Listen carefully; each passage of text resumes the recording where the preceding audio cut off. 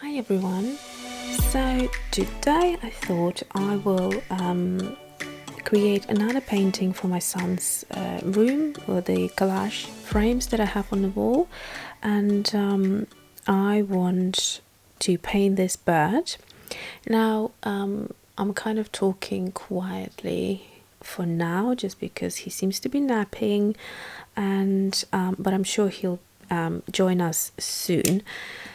But anyway, so this bird seems to be quite a quirky way of illustrating, and it's also a bit on the abstract side. And the reason I have chosen it is because I love the watercolors, kind of how they're just blending into one another and blooming and all of that. So I really like this, and I have already read a few of the steps that you need to do. So I'm going to bring it up closer, and you can pause here if you wish and have a read yourself.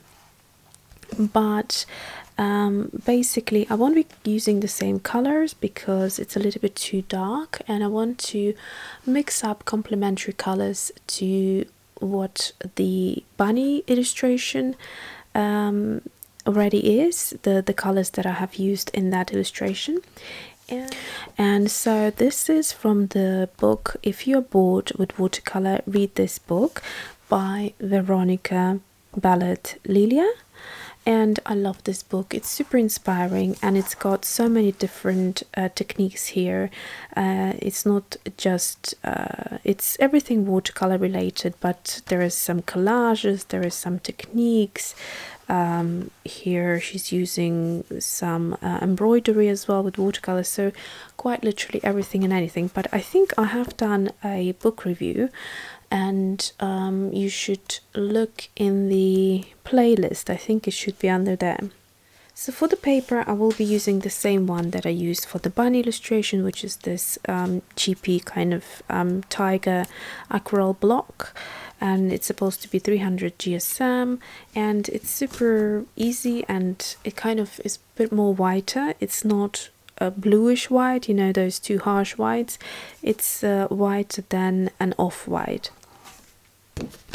So that's the paper I'm intending to use, and if I remember correctly, it was around about 10 by 10 centimeters or something around there, maybe 12 by 12, but it doesn't matter. So I just dotted out the size of it, so I know I want to keep within that square for to fit the frame. And so this is the bird. I don't want to see any of the pencil marks, so I'm going to use an HB. This is a Tombow pencil, and I just want to basically place this blob of watercolor to suggest the body of the bird, and the rest I will just freehand with the brush. So there is this lovely kind of scribbly bit, a leg and a beak, which are very easy to do just with the brush. But I do want to make sure that it's nicely centralized, and I managed to get everything in. So say this is where our tail will be, like so, then probably would need to give him a nice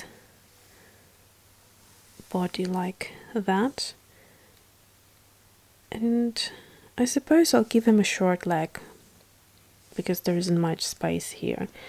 Okay, so, and then I noticed that for the beak I need to go out round about here, and then the beak will be coming out like that.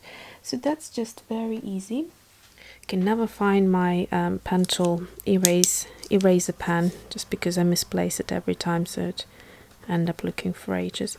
So I'm just going to erase this, and also gently go over the line and erase most of it, and just leave some faint line here, just so I know roughly where the body will be.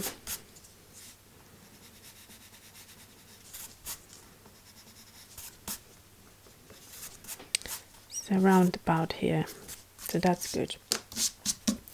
Okay, so for the brushes, I'm going to use this brush, which is the Jackson's Quill brush 10-0. I know a lot of you have purchased it through my links, and thanks so much for your support. All of you have said how much you love it, and it sort of became your favorite brush as well. So I'm happy to hear that. And then for the detail of the of this sort of scribbly brush looking like dry brushing tail, I'm going to use a line brush actually. For the leg as well, I will try to use this brush because I want a nice thin leg. For my watercolors, I will use the portable painter, and like I said, I'll try to use similar colors to what I did for the previous illustration. So I'm just going to place it right here, and I want you to see what I'm using so that you can follow. So I hope it's in frame. The full list of the paints will be in the description because a lot of you have asked me about it, and I'm really happy that you're interested in the colors that I have in my portable painters. So let's start. So I'm going to start by mixing Indanthrone blue in this already dark puddle right here, and that will wake up some of the colors that we had. And now I'm going to go into QoR Cobalt Blue, which you know looks amazing because of its separation values. And we have something like grey, kind of greyish blue here, which is quite nice. So I'm going now to start just with clean water, and it's going to have a little bit of that blue in there anyway, just as the first wash. And I'm going to try and go over the line actually, just because I want to cover it up and I want it to look like I didn't use a pencil.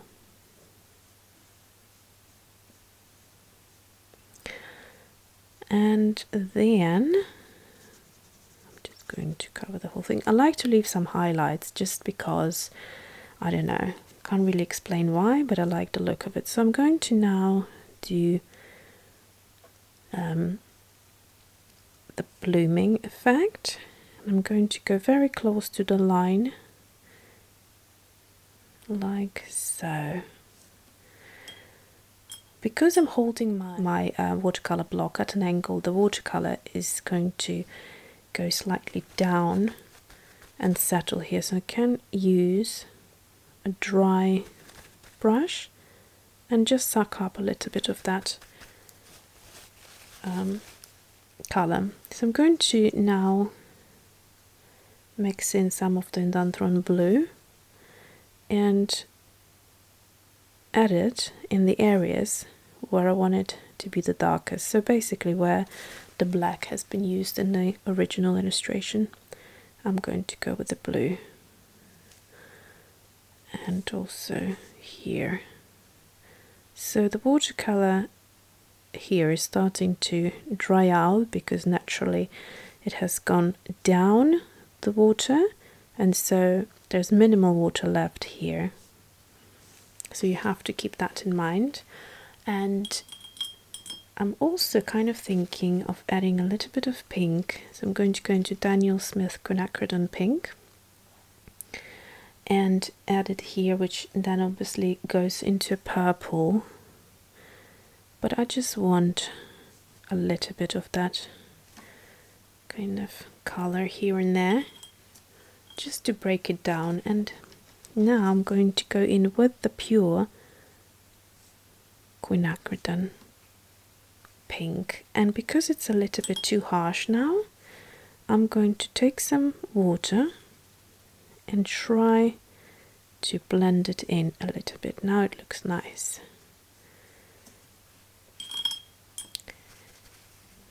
So again, I'm going to mop this water like so.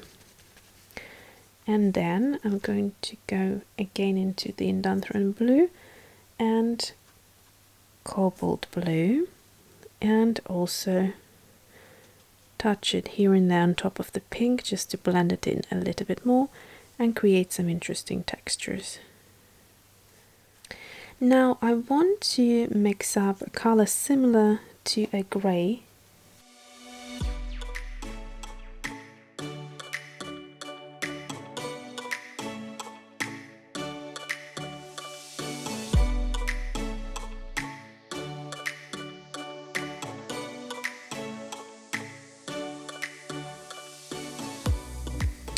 So now I'm going to try and create a beak that is actually, if I give this bird a red beak, it's not going to be balanced.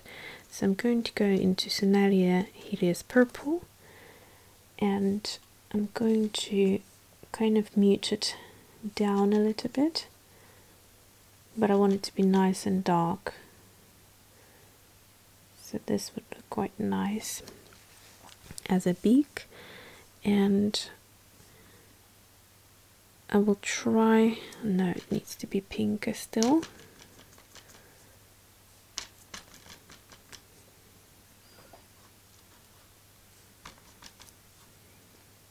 So this is like a dark raspberry color now. I think I'm going to give him a nice long beak. Like so, and then curl it towards the end. Notice how I'm not touching the body just yet, because as soon as I do that, what will happen is that this color, this puddle here, will flow into it, which is, I'm not sure that that's something I want right now. So I'm going to leave some space for the highlight here on the beak at the top, and possibly wait a little longer before I touch the two together. Okay, now for the leg, I have to say I want it to be pinker. So I'm going to mix up nice deep pink, and then I'm looking at it now, and I think it's time to add a little bit more of the water for the blooming. Just trying to wash that quinacridone pink out of my brush, and with a bit of water I'm just going to touch it here and there to create some of these pigment separation look. So kind of really nice. At the moment it might look a little bit strange, but we need to wait a little bit. So now I'm going to switch to the liner brush.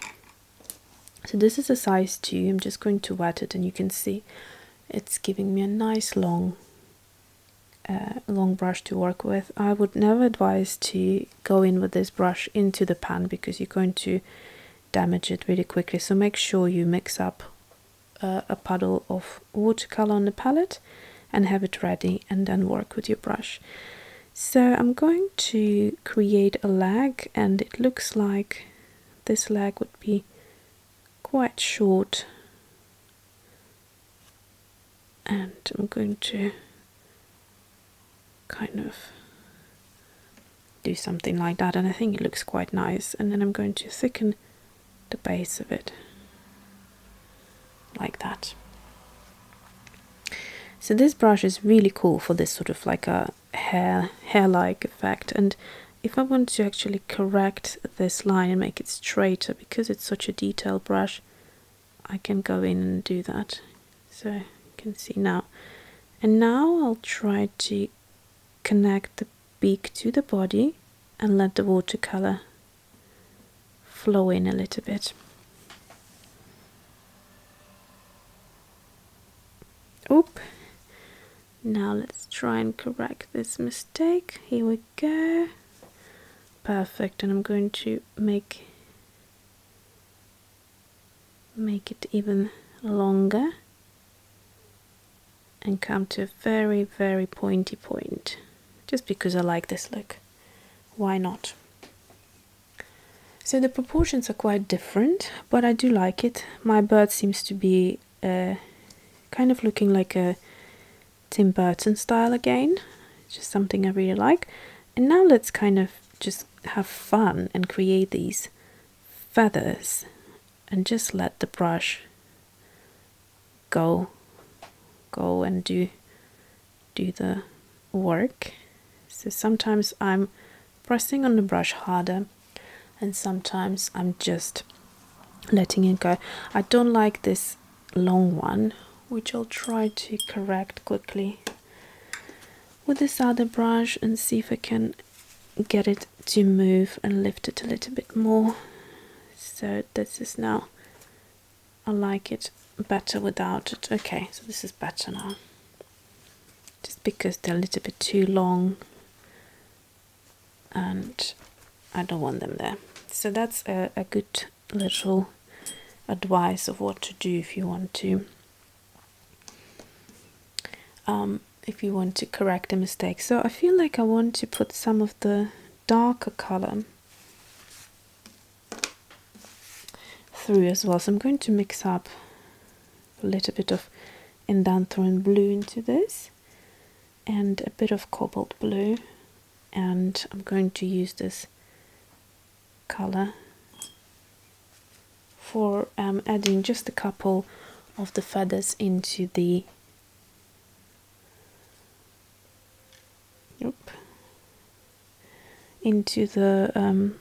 tail, just here and there, a couple. I don't want it to be too strong anyway, but just to break it down a little. Okay, this is it. I don't want to do anything more with it. I'm quite happy actually. The more the watercolor is starting to dry, the more interesting this bird is starting to become. Let me know in the comment box whether you are enjoying this new series, because it's a little bit more experimental and I feel that it will teach you more of the watercolor technique, so we can take it a level up now. I feel that the perhaps the urban sketching maybe was a little bit too simple, although I know how much you enjoyed it and thanks so much for your support, but I think we can now go into something a little bit more interesting even. So there's this little feather that's a bit thick, so I'm just blending it out and creating another color there. So something here that I want to darken up a little bit. I'm going to go into this darker color and just do it like that. And just with the tip of the brush, I'm just blending it out a little bit. Okay, this is literally it, but as you can see, the artist had added some of the spots which I don't want to do because I left some of the highlights in my bird, but I do want to add an eye, so I'm going to go in and dry it, and then with my uni-ball I think I'm going to add a nice little eye there. Okay, so it's nice and dry now, and I want you to see how beautiful the watercolors are. Blending and sort of blooming together, and it's just really, really lovely. So I'm going to now add the eye roughly. I could work with this little dot here. I think if I add another eye here it would look odd. Okay, I'm going to create an eye in this area, so I'm just going to emphasize that bit for the eye, and then I'm not going to give it a perfect round eye. Again, I want it to be a little bit more edgy, and I'm going to give it a slightly wonky kind of shape, and I'll try to mix up a very dark color for the eye, so almost black basically, and hopefully then I can just work with it. It looks dark enough, but not black.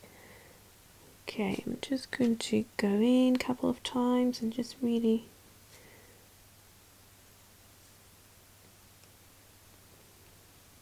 okay, so this looks nice and dark now. I'm just going to add a little bit of water. And now let's see. Okay, so this should be enough. And I literally want to start by a very small dot, because I don't know how big I want it to be.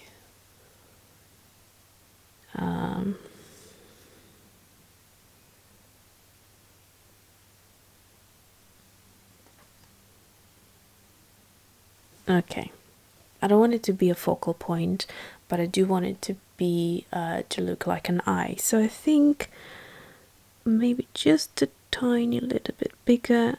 Again, I'm not making it a perfect circle, and that is perfect. Now it definitely looks like an eye.